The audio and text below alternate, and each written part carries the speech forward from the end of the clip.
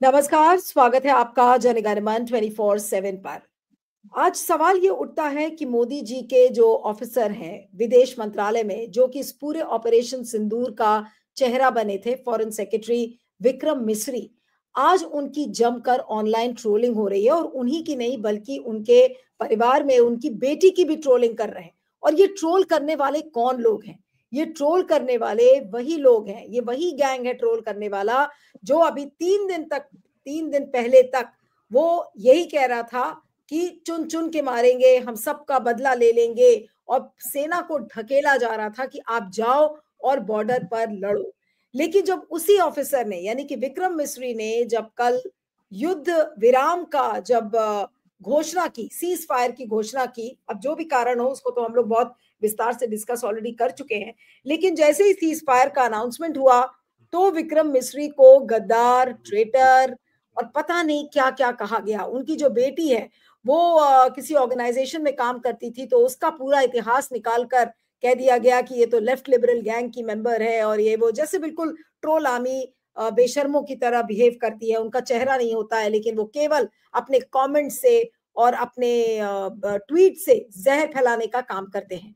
लेकिन आज मेरा सवाल कुछ और है। ट्रोलिंग तो हो रही है, ट्रोलिंग हिमांशी नारवाल की भी हुई थी। उस लड़की ने लिपस्टिक लगा ली थी तो उसकी ट्रोलिंग हुई। उसने ये कहा कि हमें कश्मीरियों और मुसलमानों के खिलाफ जहर नहीं उगलना चाहिए, उस लड़की की तो ट्रोलिंग हुई। अब आज मोदी जी के ही ये जो अफसर हैं, पूरे ऑपरेशन सिंदूर का चेहरा थे। हर प्रेस कॉन्फ्रेंस में जो 2 महिला ऑफिसर्स थी, उनके साथ विक्रम मिस्री हमेशा मौजूद रहे, और आज उन्हीं की ट्रोलिंग कर डाली गई। ये किस तरीके की मानसिकता है? और आज मोदी जी हो, चाहे फिर एस जयशंकर क्यों ना हो, जो कि विक्रम मिस्री के बॉस हैं, आज वो इस तरीके की ट्रोलिंग पर क्यों नहीं काबू कर पा रहे हैं? आज उन्हीं का ऑफिसर लताड़ा जा रहा है left, right and centre online space में, लेकिन मोदी जी कुछ नहीं कर पा रहे हैं, जयशंकर भी कुछ नहीं कर पा रहे हैं। तो हम कर क्या रहे? अगर हम अपने भी ऑफिसर्स को इस समय नहीं बचा पा रहे, जो कि जान पर खेलकर वो पूरे तरह से इस समय सरकार का सहयोग दे रहे हैं, और आप अगर उनको नहीं बचा पा रहे, तो ये किस तरीके की सरकार है और किस तरीके की ये मानसिकता है? आज इसी पर हम बातचीत करेंगे। हमारे साथ 2 वरिष्ठ मेहमान जुड़े हुए हैं, उनसे मैं आपका परिचय करवाती हूँ। डॉक्टर आफ्ताब कमल पाशा, जो कि डिप्लोमेट रह चुके हैं, अंतर्राष्ट्रीय मामलों के एक्सपर्ट हैं। और डॉक्टर पाशा, आपका स्वागत है। और हमारे साथ independent media analyst Siddharth Sharma भी हैं। सिद्धार्थ, आपका भी स्वागत है। Thank you so much for joining. और आज की चर्चा मैं डॉक्टर पाशा से शुरू करती हूँ कि doctor Pasha, it's really unfortunate कि विक्रम मिस्री की जिस तरीके से ट्रोलिंग हो रही है और उनको बुरा भला, उनके परिवार वालों को कहा जा रहा है, उनकी बेटी के बारे में बहुत कुछ कहा जा रहा है, और विक्रम मिस्री को मजबूरी वश अपने अकाउंट को प्रोटेक्ट करना पड़ा, क्योंकि अगर वो प्रोटेक्ट नहीं कर पाते तो फिर ऐसे सूरत में, जिस समय की कॉम्बैट ऑपरेशंस अभी चल रहे हैं, उस बीच में अगर विक्रम मिस्री की ट्रोलिंग इस तरीके से की जाएगी तो उन पर किस तरीके का दबाव होगा और वो बेचारे काम कैसे करेंगे। तो आज उनको अपना एक्स अकाउंट प्रोटेक्ट करना पड़ा, लेकिन आज जिम्मेदारी किसकी है ऐसी सूरत में विक्रम मिस्री को बचाने की, और कैसे हिम्मत पड़ रही है इन ट्रोलर्स की? जी डॉक्टर पाशा। जी, ये तो बहुत ही दुख वाली बात है कि जब से ये पहलगाम का इंसिडेंट, टेररिस्ट इंसिडेंट हुआ, तो पूरा भारत ये कोशिश में लगा है कि यहाँ कहाँ ढील हुई, कौन जिम्मेदार है, किसको इनकॉम्पिटेंस पे बर्खास्त करना है, और कहाँ तक ये लिंक जाएगा बोल के सभी सवाल कर रहे हैं। तो उसके फौरन बाद एक्शन हुआ और टेररिस्ट ठिकानों पे बमबारी करके काफी कुछ अचीवमेंट हुआ 3-4 दिन में। लेकिन जिस तरीके से सीज फायर एक्सेप्ट हुआ, और जो 3 लोग महत्वपूर्ण लोग, प्रधानमंत्री से लेकर डिफेंस मिनिस्टर और foreign minister, minister of external affairs, तो ये जो चेन ऑफ कमांड है, पॉलिटिकल कमांड, ये रिस्पॉन्सिबल हैं ये सब चीजों को लेके। इनमें से एक या 2 या तीनों भी ओन रिस्पॉन्सिबिलिटी को एक्सेप्ट करना चाहिए था, जो कि नहीं करना चाहते हैं, क्योंकि वो उनके दिमाग में बैठा है कि जो भी कर रहे हैं वो अच्छा कर रहे हैं, सही कर रहे हैं, और देश की भलाई के लिए कर रहे हैं। और उनको नजर नहीं आ रहा है कि पूरा भारत जो है उनको बारीकी नजर से देख रहा है, और जो कमियां हैं इतने खुल के उभर के आ गई हैं, इनकॉम्पिटेंस इतना गहरा घाव बना चुका है भारत के बॉडी पॉलिटिक में, कि ये फॉरेन सेक्रेटरी जो है करियर डिप्लोमेट को टारगेट किया जा रहा है। और मेरी समझ में नहीं आता कि जयशंकर, जिनको ये सीज फायर की बातचीत हुई रात भर, तो ये क्यों नहीं अनाउंस कर रहे? क्या ये इतने स्पाइनलेस हो गए हैं, जो कि आर्किटेक्ट हैं, अपने आप को कहते हैं कि हमारी पॉलिसी अमेरिका के साथ अच्छी से अच्छी होनी चाहिए और स्ट्रेटेजिक पार्टनर को पूरे सपोर्ट करना चाहिए। तो जब अब सपोर्ट करके आए तो ये नतीजा ये हुआ कि अमेरिका क्रेडिट लिया सीज फायर का और ये पीछे रह गए, और कश्मीर की मीडिएशन की बात अब डिफेंसिव पे आ गई गवर्नमेंट। तो instead of owning the responsibility, तो ये फॉरेन सेक्रेटरी को बलि का बकरा बना दिए हैं, और वही जो राइट विंग ग्रुप्स हैं वो उनको टारगेट कर रहे हैं, उनकी फैमिली को कर रहे हैं। ये बहुत ही अनफॉर्चुनेट है। मेरे ख्याल से ये बिलो द बेल्ट मारना है कि इतना अपराइट ऑफिसर इनका शिकार हो गया है। और minister of external affairs, I think, if he doesn't want to resign in this entire episode of incompetence, glaring incompetence, he should at least protect his foreign secretary who has been doing untiring job. नहीं sir, लेकिन इतनी trolling भयानक विक्रम मिस्री की हो रही है, ना S Jaishankar उनको बचा पा रहे हैं, ना मोदी जी की हिम्मत पड़ रही है कि ऑनलाइन ट्रोलर से कह दें कि भाई खबरदार उनके बारे में कोई कुछ लिखा गया। ऐसे तो पूरे देश में वो ताली बजवा दिया था, एक ऑर्डर देकर पूरा देश ताली बजाने लगा था। अब उन्हीं को, अपने ऑफिसर को अगर वो नहीं बचा पा रहे, तो आज पूरा ब्यूरोक्रेसी पर इसका क्या इम्पैक्ट पड़ सकता है? क्योंकि अगर आप अपने एक बड़े ब्यूरोक्रेट को आप नहीं बचा पा रहे हो, और उसकी भयानक ट्रोलिंग इसलिए हो रही है क्योंकि वो व्यक्ति केवल और केवल सरकार के निर्देशन लेकर, और वो अनाउंसमेंट कर रहा था, काम कर रहा था अपना, और आज उसको भी अगर ट्रोलर्स ने नहीं बख्शा है, तो फिर इसका इम्पैक्ट इस एपिसोड का ब्यूरोक्रेसी पे क्या पड़ेगा डॉक्टर पाशा? ये बहुत बुरा असर होगा, डिमोरलाइजेशन होगा। इतने अपराइट ऑफिसर को आप टारगेट कर रहे हैं, तो जो मोरल है ऑफिसर्स का, जो दिन रात मेहनत कर रहे हैं हमारे मिशंस में, एम्बसीज में, कॉन्सुलेट्स में, तो उनका मनोबल कमजोर हो जाएगा। वो देश के लिए काम करते हैं, वो अपनी फैमिली को छोड़ के इतने ऑफिस आवर से भी बियॉन्ड रात दिन काम करते हैं। मैं खुद एम्बसी में काम किया हूँ। जब ऐसी क्राइसिस होती है तो हम सब भूल जाते हैं, तो देश के काम में लगे रहते हैं। मैसेजेस क्या करना है, कैसा करना है, प्रेस को हैंडल कैसा करना है, मीटिंग्स कैसा करना है, सभी वॉर फुटिंग पे रहते हैं। तो जो मिशन में चुने हुए लोग होते हैं, कम लोग स्टाफ होता है, और उनके पास इतना दबाव होता है काम करने के लिए कि वो एग्जॉस्ट हो जाते हैं, और ये फैमिली रिलेशंस पे भी काफी असर होता है, और उनकी एफिशिएंसी पे भी असर होता है।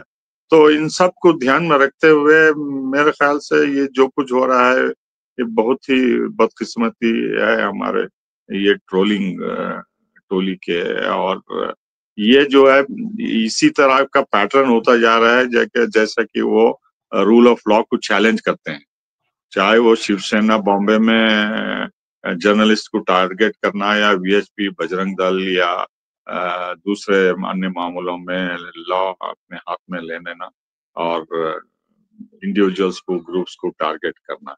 तो ये जो है हमारी डेमोक्रेसी को कमजोर करेगी, और जो पिलर है हमारा एग्जीक्यूटिव का, ब्यूरोक्रेसी, उसको डिमोरलाइज करेंगे। और जो अपराइट ऑफिसर हैं, वो जो करना चाहते हैं देश के लिए, वो डरेंगे और पीछे हटेंगे। जो बेस्ट टैलेंट, स्किल्ड पीपल जो आना चाहते हैं, तो वो डरेंगे कि हम करेंगे तो हमको भी टारगेट बनाया जाएगा बोल के।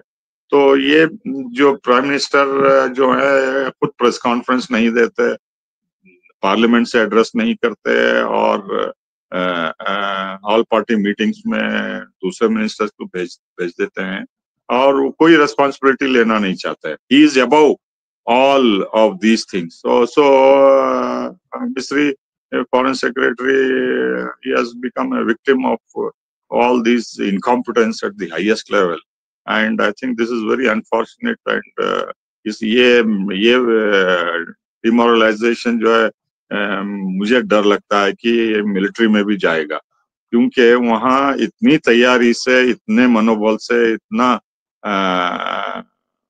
जोश से लड़ रहे थे वहां और उनको पूरा फ्री हैंड दिया गया था कि दुश्मन को मुंह तोड़ जवाब देना, और लगातार उन्हें हर फ्रंट पे वो बलिदान दे के आगे चल रहे थे। अब उनको इतनी बुरी तरीके से खींचा गया है, निचोड़ के खींचा गया है कि वो अभी शॉक में है। जैसा आप टेम्पल्स पे या किसी और धार्मिक जगह पे एनिमल को स्लॉटर करते हैं, चॉप करते हैं, that animal will be in a state of shock. उसको हलाल नहीं करते, धीरे धीरे एकदम उसका गर्दन काट देते हैं। उसी तरह से ये सीज फायर भी उसी तरह हुआ है और आर्म फोर्सेस के लोग, ऑफिसर सभी शॉक में हैं और अब ब्यूरोक्रेसी को टारगेट कर रहे हैं। अब ये जो आपने मुद्दा उठाया बहुत ही महत्वपूर्ण मुद्दा है, क्योंकि ब्यूरोक्रेसी के बगैर कुछ नहीं हो, एक फाइल भी आगे नहीं जा सकती, एक भी कदम हम आगे नहीं बढ़ा सकते। कि इतना महत्वपूर्ण रोल एमईए और ब्यूरोक्रेसी करते हैं, उनको हर मुमकिन कोशिश करके इनको बचाना चाहिए था और कुछ लोगों को अंदर डालना था कि ये ट्रोलिंग करने वाला एक्ट के बगैर। देखिए कई व्हाट्सएप अकाउंट्स को रिस्ट्रिक्टेड कर दिए हैं, जो भी वीडियोस हमारे दोस्त जो मैसेज भेज रहे हैं कि कई लोगों के व्हाट्सएप मैसेज रिस्ट्रिक्ट कर दिया है, क्योंकि वो वीडियोस बता रहे थे, सर्कुलेट कर रहे थे कि ये इनकॉम्पिटेंस कहाँ तक जाएगी, है हमें कहाँ तक लेके जाएगी। हम इतने बड़े महान देश हैं और इतना सैक्रिफाइस करके मिलिट्री आगे बढ़ रही थी और अचानक ये सीज फायर करके हम किस मुश्किल में फंस गए हैं और हम हाथे हाथ अमेरिका को क्यों इतना पावर दे दिए हैं कि वो सीज फायर अनाउंस कर सके और मीडिएशन की जरूरत करे, जो कि हम 50 साल से भी ज्यादा बायलैटरलिज्म पे एम्फसाइज कर रहे थे। और हमारे इतने करीबी दोस्त जो मीडिएशन करना चाहते थे वो भी नाराज थे। और अमेरिका का अब पाकिस्तान का पॉइंट ऑफ व्यू इंटरनेशनलाइजेशन को एक्सेप्ट करना ये बहुत ही शर्मनाक है। तो पाशा, मैं वापस विक्रम मिस्री के जो ट्रोलिंग हो रही है उस पर आना चाहती हूँ। सिद्धार्थ, आपके पास आऊंगी कि जो बात अभी ये हो रही थी कि ब्यूरोक्रेट्स पर भी इसका बहुत ही एक डिमोटिवेटिंग इफेक्ट होगा। आप जवान्स को भी नहीं बचा सकते हैं, आप अपने अपराइट ऑफिसर्स जो आपके साथ खड़े हैं इस मुश्किल की घड़ी में, अगर मोदी जी उनको भी नहीं बचा पा रहे हैं, तो क्या अब धीरे धीरे आपको लगता है कि ब्यूरोक्रेसी और सेना के लोग क्या मोदी जी से हाथ खींचने लगेंगे, या आप नौकरशाही किस तरह से रिस्पॉन्ड करेगी इस एपिसोड के बाद?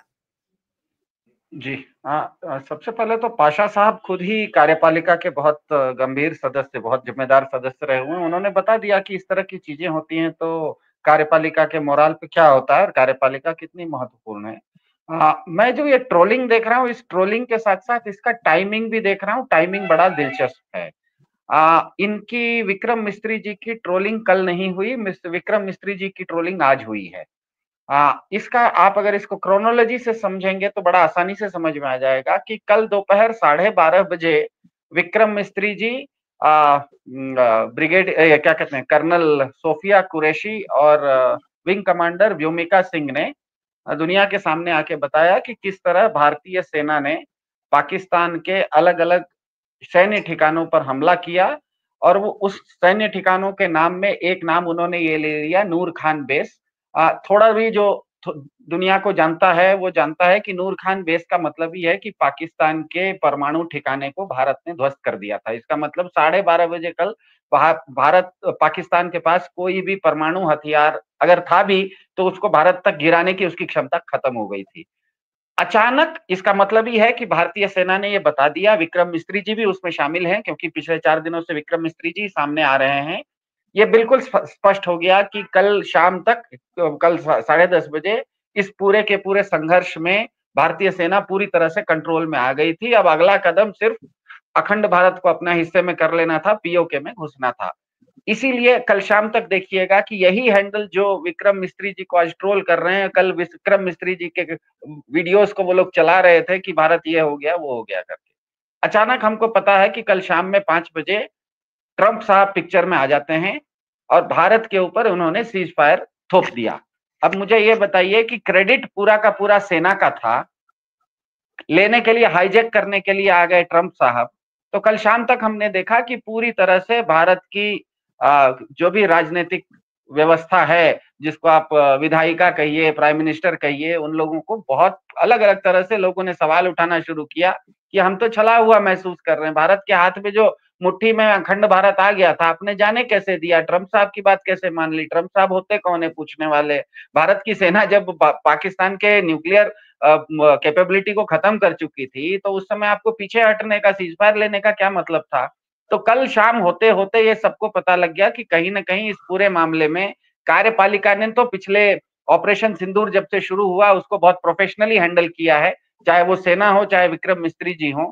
लेकिन ऐन मौके पर पीछे हटने का काम भारत की विधायिका ने किया है, भारत के राजनेताओं ने किया है, तो ब्लेम तो भारत के राजनेताओं पर आना ही था।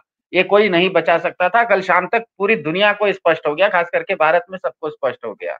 अब समस्या ये होती है कि बीजेपी के इकोसिस्टम ने जिस भस्मासुर को पैदा किया है, वो भस्मासुर किसी न किसी के ऊपर तो गिरेगा, तो सबसे पहले वो कोई नहीं मिलेगा तो शिव जी के ऊपर ही आके गिरेगा।